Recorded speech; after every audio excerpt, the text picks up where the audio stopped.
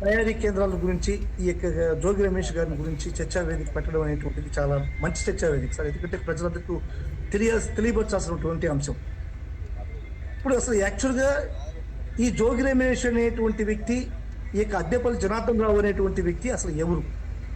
అసలు అద్దెపల్లి జనార్దన్ రావుకు మొలకల చెరువుకి సంబంధం ఏంటి? ఏ విధంగా అక్కడికి వచ్చాడు అనేటువంటిది మనం పూర్వాపరాలు విచారిస్తే ఇవన్నీ కూడా తెలుస్తాయి సార్. ఇప్పుడు ఈనాడు పత్రికలో కథనం రావచ్చు. రెండో తేదీ అద్దెపల్లి జనార్దన్ రావు అకౌంట్లో నుంచి ఒక 10 లక్షలు వచ్చింది. దాంట్లో 9 లక్షలు 11 లక్షలు వేసి మళ్ళా స్వర్ణ డెవలపర్స్కి వెళ్ళిపోయింది. 3వ తేదీ మళ్ళీ అద్దెపల్లి జనార్దన్ రావు వాళ్ళ అన్న సోదరుడు జగన్నాథరావు దగ్గర నుంచి కొంచెం అమౌంట్ వచ్చింది. అది జోగి రమేష్ వాళ్ళ తమ్ముడికి వెళ్ళిపోయింది. వెంకటేశ్వరరావు వాళ్ళ మామకి వెళ్ళిపోయింది. అది ఏ విధంగా పోయింది? ఈ నుంచి క్యాష్ తీశారంట, ఆ క్యాష్ వేశారంట. Okay, right. అది ఎంతవరకు సమంజసం అనేటువంటిది ప్రపంచానికంతా తెలుసు. ఒక సామాన్య మనిషి, ఒక సగటు మనిషి, ఒక జ్ఞానం ఉండేటువంటి మనిషి, నిజమైనటువంటి న్యాయాలు తెలిసిన మనిషి ఎవడు కూడా దీన్ని సమర్థించరు. దాంట్లో మీరు కూడా చెప్పారు అది కాకతాళీయం కావచ్చు అని చెప్పి మీరు కూడా చెప్తున్నారు. మీకు ధన్యవాదాలు. ఈ విధంగా జరగడం అనేటువంటిది చాలా అన్యాయమైనటువంటి ప్రక్రియ. అసలు ఈ లిక్కర్ అనేటువంటిది, ఈ యొక్క తయారీ కేంద్రం ఏ విధంగా వచ్చింది అనేటువంటిది మనం ముందుగా చర్చించుకుంటే, మొలకల చెరువు అనేటువంటి సార్, ఈ దీంట్లో ఒక చిన్న బ్యూటీ మీరు వినాలి సార్. ఫస్ట్ ఈ మొలకల చెరువులో ఈ మద్యం తయారీ కేంద్రాన్ని ఎప్పుడైతే ఈ యొక్క అధికారులు పట్టుకున్నారో అప్పుడు హడావడిగా ఈ యొక్క జనార్దన్ రావును పట్టుకుని, జనార్దన్ రావు మిత్రుడు ఈ విధంగా జోగి రమేష్ వచ్చి జనార్దన్ రావు ఈ వ్యాపారం స్టార్ట్ చేయడానికి 3 కోట్ల రూపాయలు జోగి రమేష్ అనేటువంటి వ్యక్తి జనార్దన్ రావు అకౌంట్లో వేశాడు. ఎందుకు వేశాడంటే, ఈ విధంగా మద్యం తయారీ కేంద్రాన్ని నువ్వు పెట్టు, దాన్ని నేను పట్టించిన దాని వల్ల చంద్రబాబు నాయుడు ప్రభుత్వానికి చెడ్డపేరు వస్తుంది. ఈ విధంగా చెడ్డపేరు, ఈ యొక్క లిక్కర్ స్కామ్ ఇప్పుడు ఎత్తుకుతున్నారు కాబట్టి, జగన్మోహన్ రెడ్డి గారి హయాంలో జరిగినటువంటి ఈ యొక్క జరగని లిక్కర్ స్కామ్ ఏ విధంగా ఉండాలని చెప్పి ఎత్తుకుతున్నారో, ఆ లిక్కర్ స్కామ్ ని బలహీనం కావాలంటే చంద్రబాబు ప్రభుత్వం మీద మనం ఒక బురద జల్లాలి. కాబట్టి నేను ఒక 3 కోట్లు ఇస్తాను, ఈ 3 కోట్లు బిత్తుకొని పోయి ఈ యొక్క లిక్కర్ తయారీ కేంద్రాన్ని నువ్వు మొలకల చెరువులో పెట్టు, దాన్ని నేనే చెప్పాను పలానా మొలకల చెరువులో తయారీ కేంద్రం ఉందని చెప్పని, అప్పుడు చంద్రబాబు నాయుడు ప్రభుత్వానికి మచ్చొస్తుంది అనేటువంటి ప్రక్రియ. ఇదే సెట్టు, ఇదే అధికారులు చెప్పినటువంటి పరిస్థితి నేను వీడియోలు ఉన్నాయి, మనకందరికీ కూడా తెలుసు. ఇప్పుడు ఈ లెక్కన జనార్దన్ రావు యొక్క అకౌంట్లోకి, జనార్దన్ రావు యొక్క చేతికి జోగి రమేష్ డబ్బులు పోయింది. కానీ ఇప్పుడు కొత్తగా ఏంది, జోగి రమేష్ అకౌంట్లోకి జనార్దన్ రావు డబ్బులు పోయినాయని చెప్తున్నారు. అది కూడా ఏంది, ఒక నిర్దిష్టమైనటువంటి ఒక ప్రక్రియ లేదు. ఆ డ్రా చేశారు, ఈడ వేశారు అనేటువంటి మాదిరిగా చెప్పడం అనేటువంటిది అది హాస్యాస్పదమైనటువంటి విషయం సార్. ముందుగా మీకు అసలు ఈ యొక్క చరిత్ర, మనం ఈ యొక్క లిక్కర్ స్కామ్ చంద్రబాబు నాయుడు గారి హయాంలో 2024 తర్వాత ప్రభుత్వం ఏర్పడిన తర్వాత జరిగినటువంటి లిక్కర్ స్కామ్ ఏంది, దాని పూర్వపరాలు ఏంది అనేటువంటిది మనం ఫస్ట్ స్పష్టంగా మనం చర్చించుకోవాల్సిన అవసరం ఉంది సార్. యాక్చువల్గా ఇది స్టార్ట్ అయింది సురేంద్ర నాయుడు అనేటువంటి ఒక వ్యక్తి ద్వారా ఈ లిక్కర్ స్కామ్ స్టార్ట్ అయింది. ఈ సురేంద్ర నాయుడు ఎవరు? మొలకల చెరువులో ఒక తెలుగుదేశం నాయకుడు.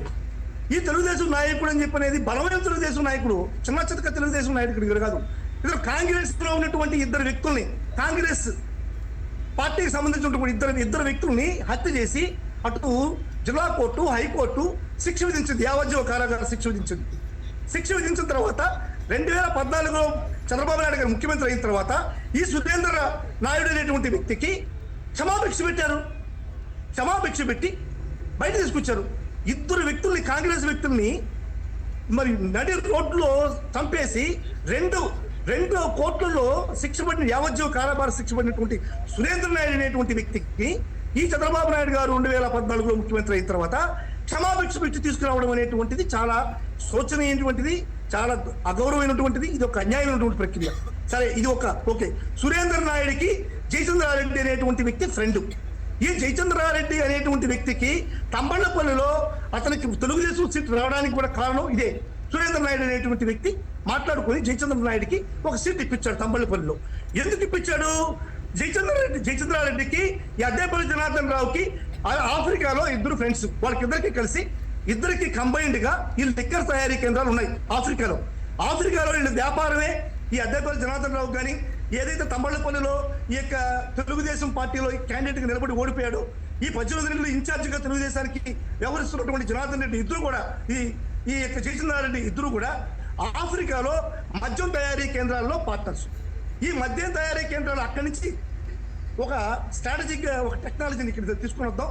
ఆ టెక్నాలజీని మన గవర్నమెంట్ వస్తే ఇంప్లిమెంట్ చేద్దాం. కాబట్టి జనార్దన్ రావు ఏం చేశాడు, ఒక మంచి ఒక క్యాండిడేట్ మనకు ఆధారం ఉండాలా, అది ఒక ఎమ్మెల్యే గానో ఇన్ఛార్జ్ గానో ఉంటే బాగుంటుంది. నా ఫ్రెండ్ అయినటువంటి జయచంద్రారెడ్డికి తమ్మలపల్లిలో టికెట్ ఇవ్వండి, ఆయన ఖచ్చితంగా గెలుస్తాడు, గెలిచిన తర్వాత మనకి ఈ యొక్క వ్యాపారానికి సహకరిస్తాడు అనేటువంటిది ఒక పద్ధతి ప్రకారం, ఒక ప్రణాళిక ప్రకారం తీసుకొచ్చినటువంటి ఈ కార్యక్రమం ఇది. సరే, ఈ విధంగా జరుగుతూ ఉంది. ఈ పట్టుబట్టే విధానం మీరు ఈ యొక్క డిస్ట్రిబ్యూషన్లో ఏదో తేడాలు వచ్చాయి, దానికి పట్టుబడ్డాము అనేటువంటి ఒక వాదన మీరు చెప్తున్నారు. కానీ అది వాదన, ఎందుకంటే నేను చిత్తూరు జిల్లాలో, తిరుపతి జిల్లా వాసిని, చిత్తూరు జిల్లాతో చాలా దగ్గర సంబంధాలు ఉండేటువంటి వ్యక్తిగా నాకు అన్ని విషయాలు తెలుసు. అది జరిగే బయటపడిన రోజు నుంచి కూడా దాని పూర్వాపరాలు తెలుసు కాబట్టి నేను చెప్తున్నా. ఏదైతే విజయదశమి సంబరాలు జరుపుకుంటున్నారో, ఈ విజయదశమి సంబరాలకి పాపం ఈ అద్దెపల్లి జనార్దన్ రావు, జయచంద్రారెడ్డిలు ఇద్దరు కూడా తాను ఏ కార్యక్రమం చేసినా అసాంఘికమైనటువంటి, అశ్లీలమైనటువంటి, యోగ్యం కానటువంటి ఈ యొక్క దొంగ వ్యాపారాలు చేసేటువంటి ఈ సంస్థలకు కూడా ఈ యొక్క దసరా వేడుకలు చేయడానికి, దసరా పూజలు చేయడానికి ఒక స్వామీజీని ఇన్వైట్ చేశారు. ఏది ఈ కంపెనీకి ఇన్వైట్ చేయగానే ఆ స్వామీజీ పోయేకలికి ఇదేంటి ఖాళీ సీసాలు ఉన్నాయి, ఖాళీ స్టిక్కర్స్ ఉన్నాయి, సగం నింపిన క్యాన్లు ఉన్నాయి, ఈ వాసన వస్తుంది, ఏంది లిక్కర్ వాసన వస్తుంది అని చెప్పి విధంగా కొంచెం ఫీల్ చేశాడు. సరే, ఫీల్ చేశాడు.